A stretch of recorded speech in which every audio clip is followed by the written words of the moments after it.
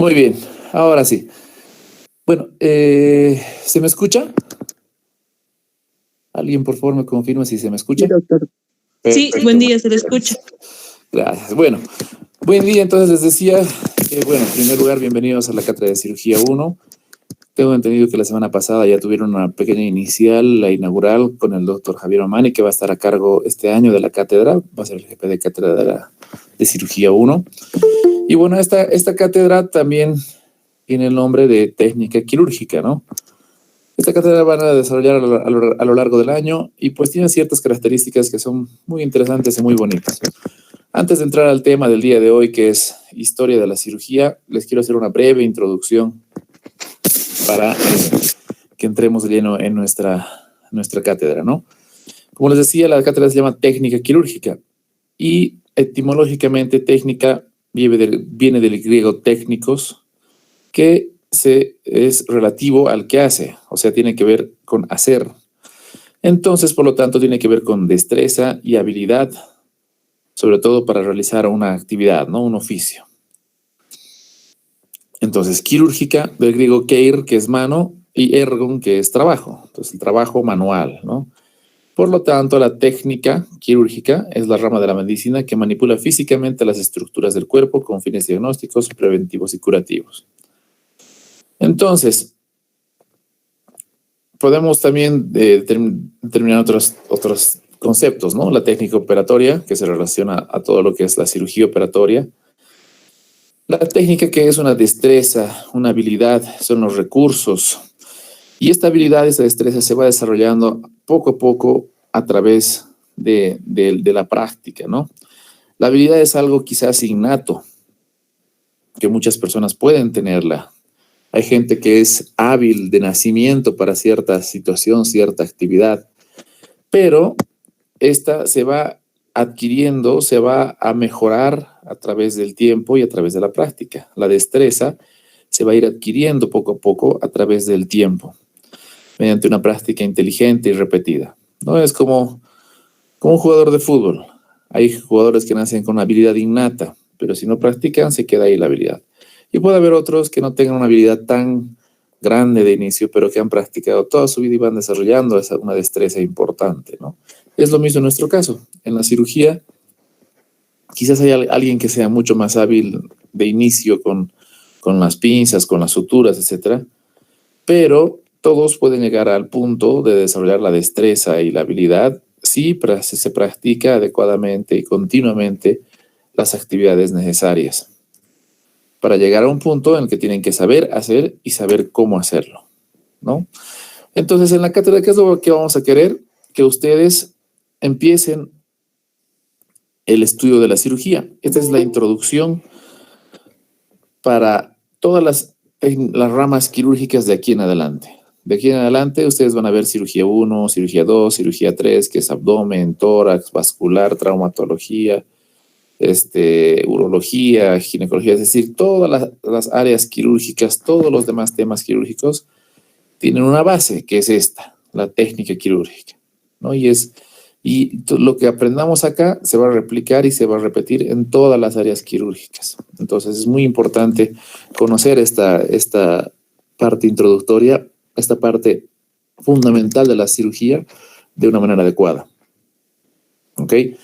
Entonces obviamente tendrán que tener la parte teórica como en toda cátedra, pero sobre todo tienen que al final de la cátedra tener habilidades y destrezas para producir procedimientos de cirugía menor. Hablamos de cirugía menor, inclusive los procedimientos pequeños como una sutura, un drenaje de un absceso, quitar un quiste, sacar un uñero, etcétera. Todos esos son procedimientos de cirugía menor, que al finalizar la cátedra deberían ustedes poder ser capaces de realizarlos, ¿no? Y tener también todas las habilidades y técnicas quirúrgicas básicas para, como les decía, las otras áreas que van a venir más adelante, como por ejemplo una sutura, ¿no? Ustedes saben que pues nosotros tenemos clases teóricas que las hacemos los días sábados.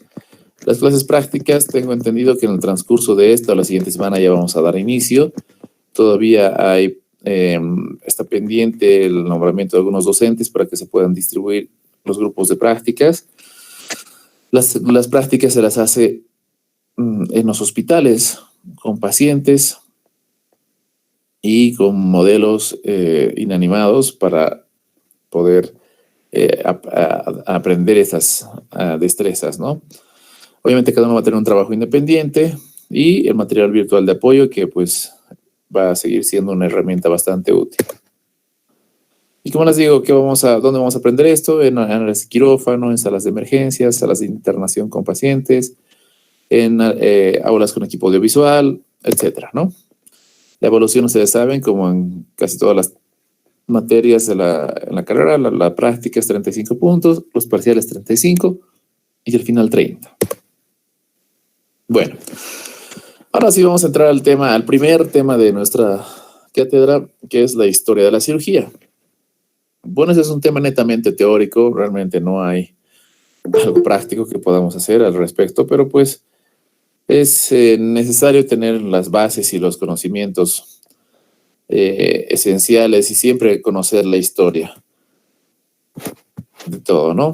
La historia en sí siempre es un antecedente y es un fundamento para el conocimiento.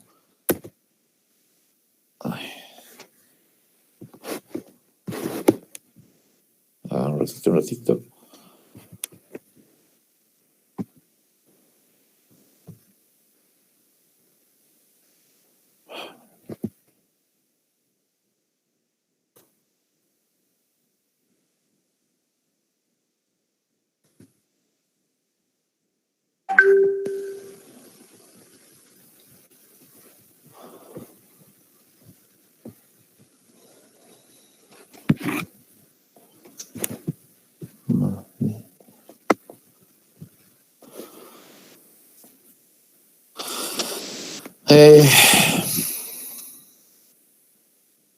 Bueno, les decía entonces, la historia siempre es un antecedente, es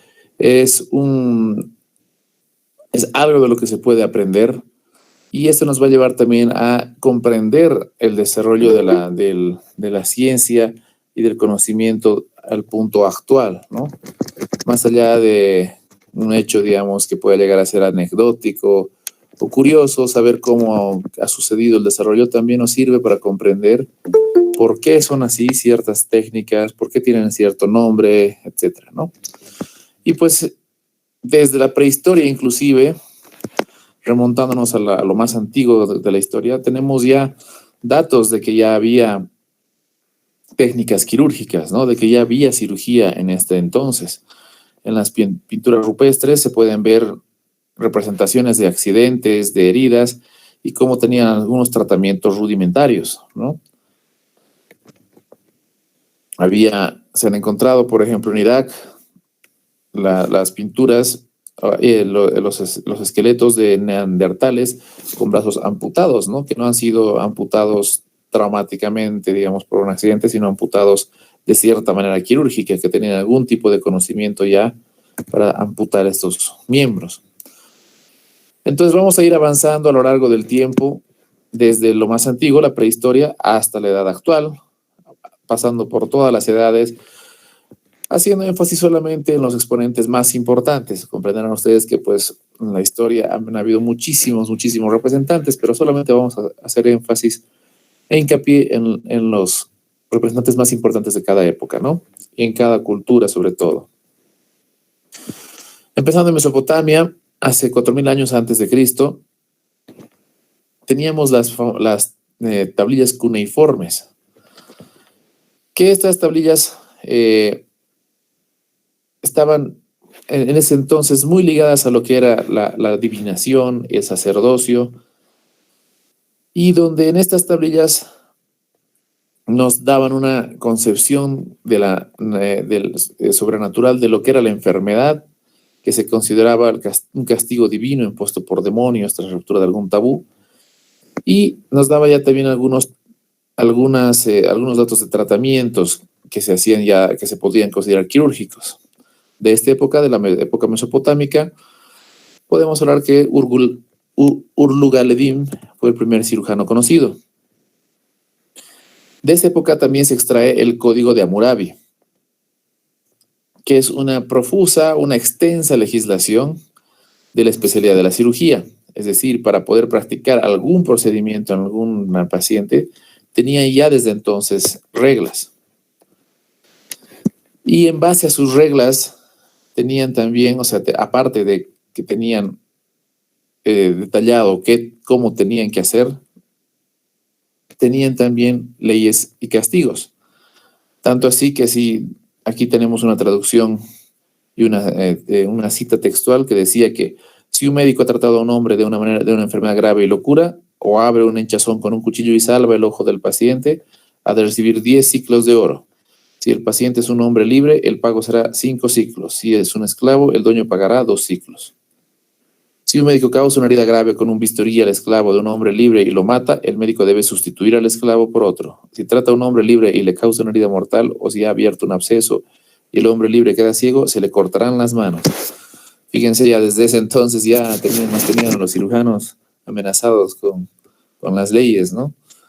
Pero bueno, entonces ya se puede tener evidencia desde ese entonces que sí había práctica quirúrgica y que también estaba reglamentada.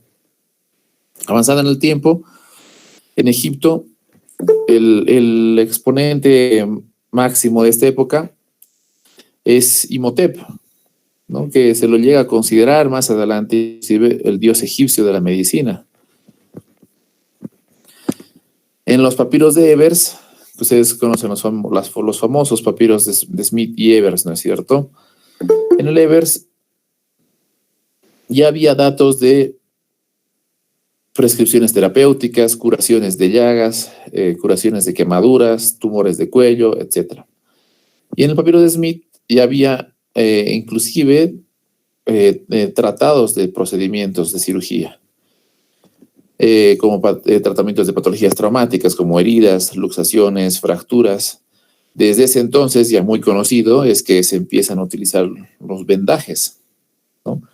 Y ellos empiezan a desarrollar muchísimo, ya que hacían la momificación, la anatomía al observar el cuerpo, al describir el cuerpo en el momento del embalsamiento. Avanzando un poco en China, bueno, no hay muchos datos de que en la China antigua se realizan muchos procedimientos quirúrgicos. Es más, inclusive estaban prohibidos. Lo que podríamos decir que desde cierto punto de vista era lo más frecuente, era la castración, los famosos eunucos, que eran los cortesanos de las reinas, de las emperatrices, mejor dicho, y la acupuntura, que de cierta manera podría considerarse algún procedimiento quirúrgico, ya que era algo invasivo. En Grecia sí hay mucha evidencia, mucha historia en cuanto a la cirugía. Obviamente se confunden los relatos entre la mitología griega y entre la historia, entonces es difícil determinar qué era lo cierto y qué era lo verdadero. Como por ejemplo la historia de Asclepios, el hijo de Apolo, que es el que se considera el dios de la medicina, por el cual el famoso bastón y el símbolo de la medicina, ¿no? Para los romanos el nombre de Esculapios. Y pues Hipócrates, el famoso padre de la medicina, también desarrolla ya técnicas quirúrgicas, la famosa reducción de luxaciones con la técnica hipocrática, por ejemplo, que hasta hace unos años todavía se utilizaba, donde empieza a ya plantear medidas más racionales e imponiéndose sobre el mito. Hay también en la historia ya se describe en Tesalia el primer centro médico, formador de médicos. Y ahí es donde se escribió el Corpus Hippocraticum. En el Corpus Hippocraticum había secciones dedicadas a tratamiento de fracturas, heridas en la cabeza, el famoso vendaje hipocrático que todavía se utiliza, tratamientos de heridas, de hemorroides, fístulas, abscesos, etcétera, ¿no? Y donde también se publica el famoso juramento hipocrático que hasta el día de hoy utilizamos los médicos. Un ejemplo también del desarrollo de la tecnología en ese entonces, aquí tenemos instrumental y quirúrgico que podría considerarse. Esta es una mesa para reducir fracturas, llamada el banco hipocrático, para reducir fracturas vertebrales, donde traccionaban a los pacientes de la parte cefálica y caudal y se estiraba para reducir las fracturas impactadas. Y bueno, pues otras medidas que también desde Grecia ya se mostraban. Más adelante ya en Alejandría podríamos decir que Herófilo es uno de los más reconocidos, que pues se tiene evidencia que ya empieza a escribir estudios y procedimientos en la próstata, duodeno, hioides y ojo, pero obviamente el más importante de esta época va a ser Cornelio Celso, donde él ya empieza a relatar operaciones en los ojos, tratamientos de verrugas, tratamiento del hidrocele, de varices y tallas vesicales, entre otros, ¿no?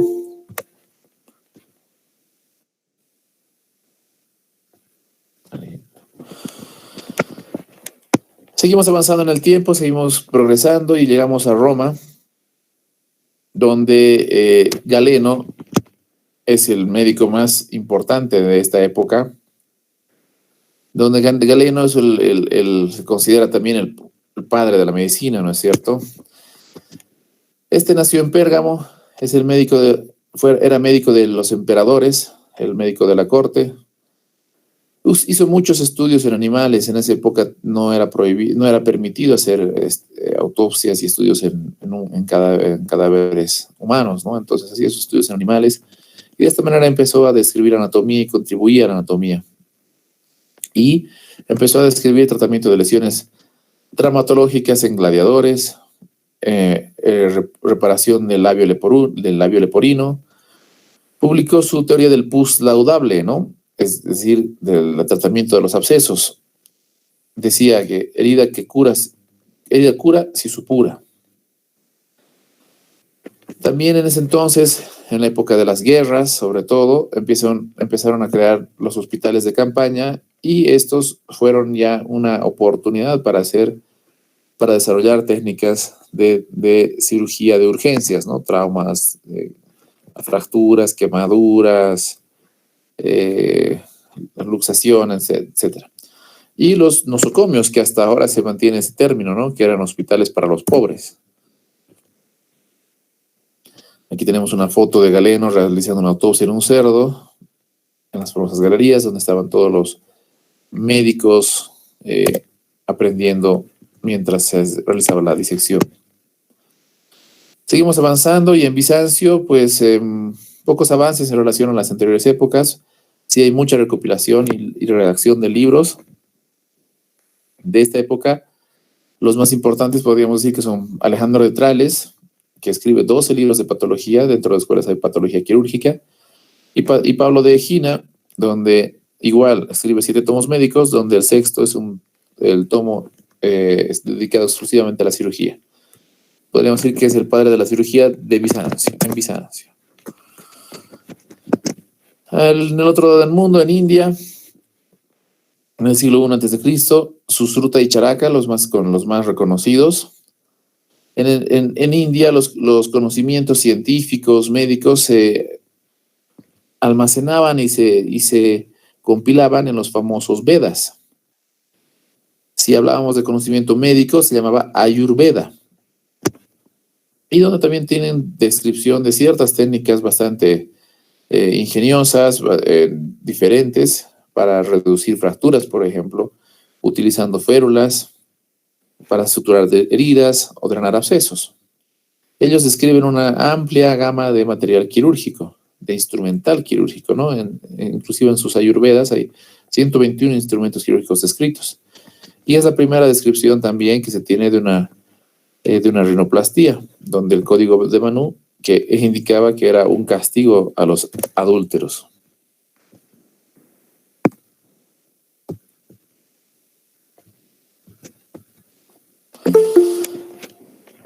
En Arabia,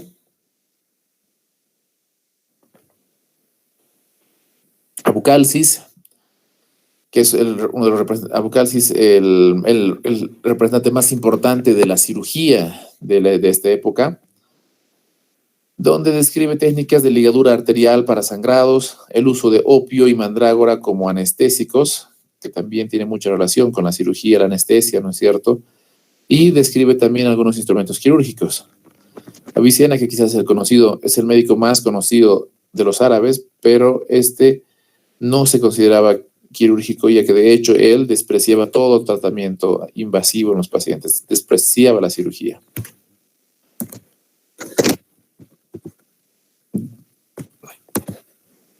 De nuestro lado ya del continente, también en esa época, en la época precolombina, hay datos de que se realizaban procedimientos. Se han encontrado cráneos de esa época donde tenían un orificio perfecto en el cráneo, que esto no es algo accidental, no es algo traumático, ¿no? Se daba esto por trepanaciones, como tratamiento para alguna hemorragia, quizás en el cerebro, subaracnoidal, ya inclusive tenían datos, o sea, eso ya son datos de neurocirugía, podríamos decirlo así, porque el día de hoy se siguen haciendo trepanaciones para procedimientos de urgencia. En las civilizaciones más desarrolladas, obviamente la civilización azteca y la civilización inca, hay datos de que ya sabían reducir fracturas, las inmovilizaban con raíces de sázalis, haciendo como un enyesado similar al enyesado actual. Suturaban heridas con cabellos, con plantas, usaban analgésicos en base igual a hierbas medicinales, narcóticos como derivados de la amapola, del opio y del cactus, del peyote, etcétera, como ya primeros analgésicos, narcóticos e inclusive anestésicos. Aquí específicamente en Sudamérica y en Bolivia tenemos este instrumento, que es un instrumento quirúrgico precolombino, que es un bisturí de ese entonces, ¿no?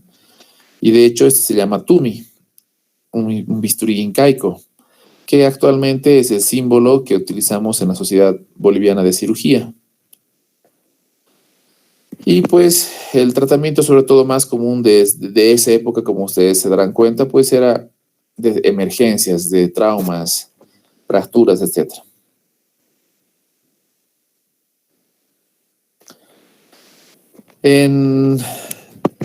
Avanzando ya en la Edad Media, ustedes saben que la Edad Media se considera como una edad oscura, no solamente para la medicina, para la cirugía, sino para la ciencia, donde hubieron pocos avances, ¿no? Quizás inclusive un poco de retroceso. Muchas veces la práctica quirúrgica era prohibida, la iglesia prohibía la disección de cadáveres, se consideraba barbarie algunos procedimientos, entonces se consideraba que todo era castigo divino y la curación era en base al arrepentimiento y la penitencia y la voluntad de Dios, entonces realmente no había mucho avance en esa época. Sin embargo, un poco más adelante, ya en la Europa continental, se empiezan a desarrollar universidades. La de Bolonia, en Teodorico, es una de las universidades más importantes donde se publica el libro Quirurgia. Se empiezan a hacer por primera vez suturas con intestinos de animales, que es la base, inclusive hasta hace pocos años, de los hilos de sutura. De estos, el máximo exponente es Guillermo de Salicileto, donde empieza a hablar inclusive ya sobre los tumores.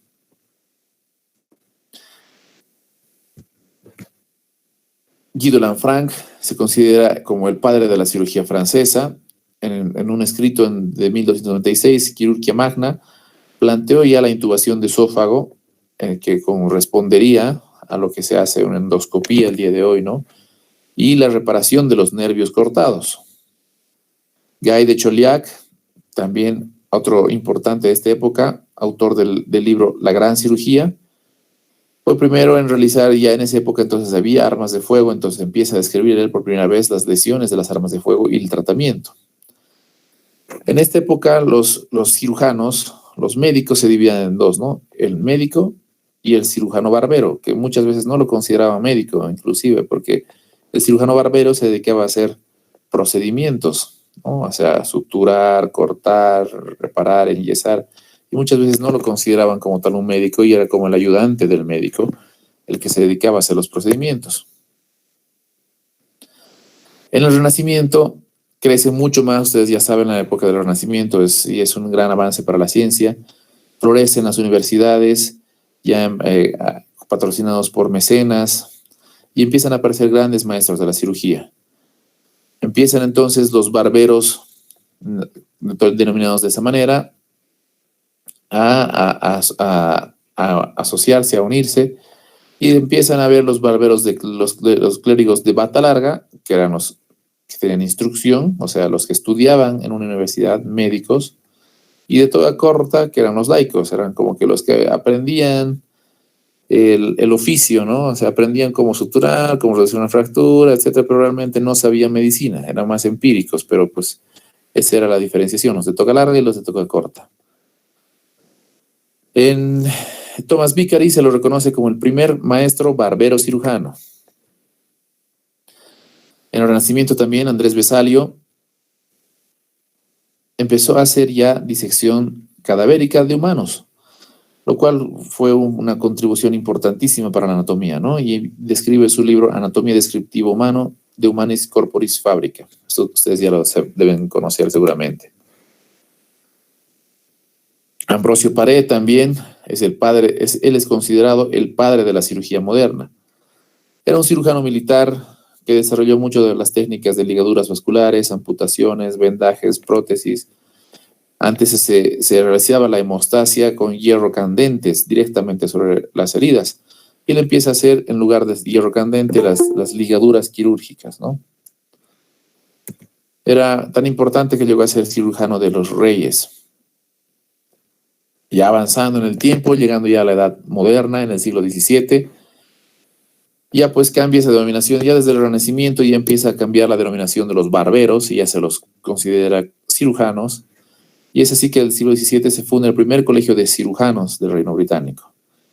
Aquí destacan muchos nombres que quizás se les van a hacer conocidos, no sé si ahora o más adelante, pero por ejemplo John Hunter, que es un científico muy importante. Hay muchas técnicas descritas con su nombre, material descrito con su nombre, y empieza la cirugía experimental, sobre todo de inicio en animales. Pierre Desault, otro cirujano importante, que describe el vendaje de Desault, que lo vamos a aprender en nuestra cátedra, que todavía se utiliza. August Richter, que describe muchas estructuras anatómicas. William Morton, que es uno de los padres de la anestesia también, ya que es el que por primera vez utilizó el éter como un anestésico, y se utilizó como un anestésico exitoso, ¿no? Porque hasta entonces no había ningún anestésico que quite realmente completamente el dolor y haga que el paciente duerma, hasta que empezaron a utilizar el éter. James Young aplicó el éter en el parto y luego el cloroformo también como anestésico. Ignaz Semmelweis, que es muy importante cuando hablamos de antisepsia y asepsia, que es un tema que vamos a tocar en la siguiente teórica, si mal no estoy, y que empieza a ver que el lavado de manos antes de atender los partos disminuía de manera importante las infecciones postparto. Luis Pasteur, que ustedes saben muy bien, que ha marcado una época, ¿no? Y que tuvo estudios muy importantes respecto a las infecciones. Lister, que fue igual fundamental para determinar una época antes y después de Lister, que empezó a implementar de manera obligatoria el lavado de manos de los cirujanos y rociar al paciente con alguna sustancia, en ese entonces el ácido fénico, para disminuir las infecciones antes de los partos y antes de los procedimientos. Aunque no crean, antes de esto, bueno, no había guantes, entonces los cirujanos operaban a un paciente, apenas a veces ni se lavaban las manos e iban a operar a otro, ¿no? Entonces había mucha infección. Luego tenemos a Theodor Billroth, que es precursor de la cirugía gástrica. Es más, la técnica de Billroth para cirugía gástrica todavía se utiliza. Theodor Kocher, que realiza la primera extirpación de una glándula tiroides con bocio. Diseña también pinzas, la pinza de Kocher, que hasta el día de hoy se utiliza. Howard Kelly, un ginecólogo que también desarrolla mucho material quirúrgico, la pinza de Kelly, que se utiliza muchísimo. Paul Broca, que es el padre de la neurocirugía. Halsted, que ya fue el que inventó los guantes quirúrgicos de inicio, que también disminuyó de manera muy importante las infecciones quirúrgicas. Desarrolló la pinza mosquito, desarrolló el método hemostático de transficción, técnicas operatorias de sutura, y también es muy importante que él desarrolla ya el concepto de lo que es la residencia médica. En el siglo XX, otros cirujanos también ya reconocidos: Alexis Carrel, quien inicia la cirugía de trasplantes, fue premio Nobel en 1912. Harvey Cushing, fundador de la neurocirugía. Los hermanos Mayo, William y Charles, que tienen grandes avances técnicos y colaboraciones en la técnica quirúrgica. Es más, ellos fundaron una clínica que hasta el día de hoy es muy famosa en Estados Unidos, ¿no? La clínica Mayo, donde tuvieron bastantes avances en la cirugía. Otros nombres como Trendelenburg, la posición anti-shock, Bassini, de la herniorrafia inguinal, Von Mikulix, hace técnicas operatorias de drenaje y implementa el uso del barbico. George Moynihan, que desarrolló las pinzas hemostáticas de Moynihan. Los hermanos Fino-Quieto, que desarrollaron el material de los separadores de Fino-Quieto. Pablo Mirici, que empieza a describir por primera vez la patología de las piedras en la vesícula y el tratamiento de estas. Lawler, en 1952, realiza el primer trasplante renal, y Barnard, en el 67, el primer trasplante de corazón. Y pues bueno, con el transcurso del tiempo y la época han ido mejorando las técnicas, las tecnologías de la cirugía, y pues llegamos a la actualidad ya a la cirugía laparoscópica, que podemos decir que es el gold estándar para muchas, si no la mayoría, de las patologías quirúrgicas que tenemos hoy en día. Hablando de la laparoscopía, podemos hablar que Muhe, en 1985, fue el primero que realizó una colestectomía laparoscópica, y Kursem, en el 87, el primero que realizó una apendicectomía laparoscópica. La laparoscopía, pues, es un tema que es una opción, algo que nos ayuda a ser menos invasivo, a tener mejores resultados, menor dolor, etcétera, ¿no? Vamos a tener una práctica, un tema específico acerca de la laparoscopía, donde vamos a desarrollar más sus ventajas. Pero así la cirugía sigue avanzando y cada vez se está haciendo menos invasiva, ¿no? Actualmente ya tenemos cirugía endoscópica también, como una cirugía, por ejemplo, aquí una cirugía de una resección de un tumor por vía transnasal endoscópica, donde a través de las narinas se puede ingresar con un endoscopio, con pinzas, y se puede ir resecando tumores. Entonces, como les digo, actualmente la cirugía trata de ser mínimamente invasiva.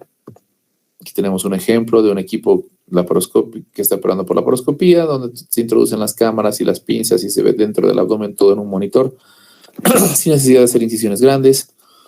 Cada vez incisiones más pequeñas, como la cirugía monopuerto, donde por el mismo puerto se puede introducir por la misma herida, digamos así, la cámara y todas las pinzas, y luego queda solamente una herida en ombligo.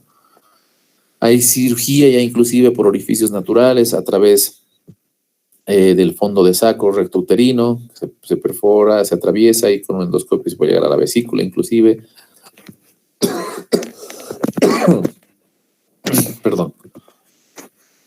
Cirugía endoscópica transgástrica, que atravesando el estómago podemos llegar a la vesícula, a drenar abscesos, llegar al páncreas, obviamente con material ya mucho más avanzado. Cirugía robótica, que es lo más actual, en la cual el operador, el cirujano, está sentado en una consola manejando los brazos del robot, y solamente un ayudante se encarga de cambiar los brazos del robot, y pues a distancia el cirujano está operando, controlando el robot.